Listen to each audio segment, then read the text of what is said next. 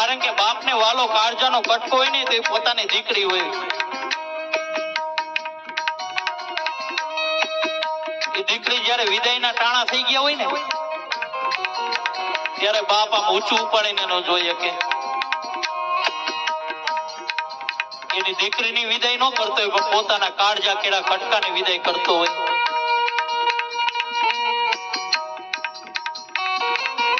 અરે દીકરો બાપને ફરિયાદ કરે ને તો બાપ કોને ફરિયાદ કરવા જાય?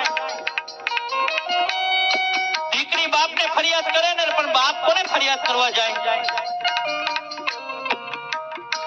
આજે ખોડા દાદા એમનો દીકરો અર્જુનભાઈ જ્યારે ફરિયાદ કરે પણ ખોડા દાદા કોને ફરિયાદ કરવા જાય? દીકરી ભાવનાબેન ઈ બાપને ફરિયાદ કરે પણ બાપ કોને ફરિયાદ કરવા જાય? ઈ બાપ રાત્રે હૂતો હોય ને ત્યારે ઓશિકાની અંદર બે આંસુડા પાડી લે પણ કોઈને ફરિયાદ ન કરે હો. પોતે ફાટેલા કપડા પહેરી લે પણ એના દીકરાને તો હીરાની જેમ રાખે બાપ. ઈ બાપનું પાત્ર છે.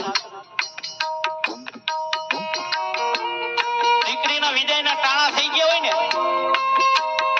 દીકરી પિયરમાં હોય ત્યારે માં ટક ટક કરે કે તારે કાલ સવારે સાસરે જવાનું છે, કઈક કામ શીખ.